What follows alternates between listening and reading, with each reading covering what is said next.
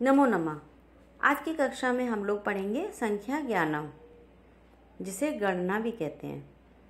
संस्कृत में गणना का ज्ञान होना उतना ही आवश्यक है जितना हिंदी या इंग्लिश में गिनती या काउंटिंग का होना। संस्कृत अनुवाद में या सीधे सीधे भी इससे कई परीक्षाओं में प्रश्न पूछे जाते हैं। तो चलिए जानते हैं कि संस्कृत में 1 से 50 तक की गिनती को कैसे लिखते हैं और कैसे बोलते हैं। अब सबसे पहले हम आपको 1 से 4 तक की गणना को बताएंगे। 1 से 4 तक की जो गणना है वो तीनों लिंगों में अलग अलग होती है। पुल्लिंग में अलग, स्त्रीलिंग में अलग, नपुंसक लिंग में अलग। तो देखते हैं कि 1 को क्या कहते हैं पुल्लिंग में। 1 को कहते हैं एकाः, स्त्रीलिंग में कहते हैं एका और नपुंसक लिंग में एकम। तो इसका प्रयोग अनुवाद में ज़्यादा होता है। फिर 2 को क्या कहते हैं, द्वयः, स्त्रीलिंग में दो और नपुंसक लिंग में द्वे।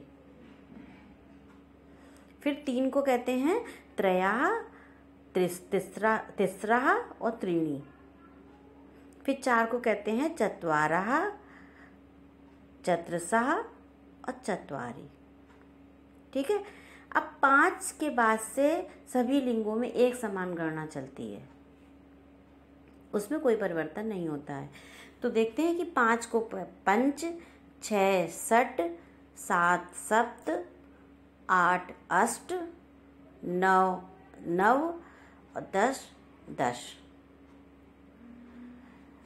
अब 10 के बाद से 11 से लेके 19 तक की जो गणना है वो 1 1 2 3 4 के बाद से 10 लगाते चले जाएंगे। तो कैसे बनेगा 11 को एकादश, 12 को द्वादश, 13 को त्रयोदश, 14 को चतुर्दश, 15 पंचदश, 16 षटदश, 17 सप्तदश, 18 अष्टदश, 19 नवदश, 20 को विंशति कहते हैं।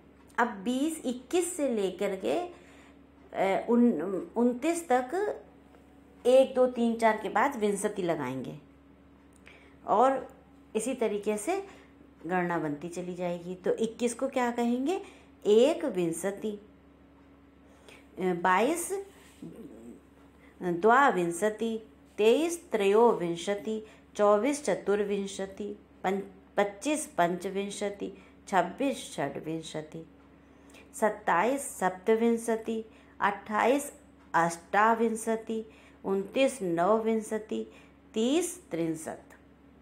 अब 63 के बाद से उसी तरीके से 31 से 39 तक की गणना 1 2 3 4 5 के आगे 63 लगाते जाएंगे। तो 31 को क्या कहेंगे, 1 63, 32 द्वात्रिंशत्, 33 त्रयात्रिंशत्, 34 चतुर्त्रिंशत्, 35 पंचत्रिंशत्, 36 षड्त्रिंशत्, 37 सप्तत्रिंशत्, 38 अष्टत्रिंशत्। फिर 39 नवत्रिंशत् और 40 चत्वारिंशत्। अब चत्वारिंशत् ही लगाएंगे 41 के बाद से 1 चत्वारिंशत्, 2 चत्वारिंशत्, इस तरीके से 49 तक। तो 41 को क्या कहेंगे, 1 चत्वारिंशत्, 42 द्विचत्वारिंशत्, 43 त्रिचत्वारिंशत्, 44 चतुश्चत्वारिंशत्, 45 पंचचत्वारिंशत्, 46 षट्चत्वारिंशत्, 47 सप्तचत्वारिंशत्, 48 अष्टचत्वारिंशत्, 49 नवचत्वारिंशत्, 50 पंचादश। आगे की काउंटिंग गणना आपको आगे की वीडियो में बताएंगे। अगर आपको ये वीडियो अच्छी लगी हो तो लाइक करें, शेयर करें एंड सब्सक्राइब करें।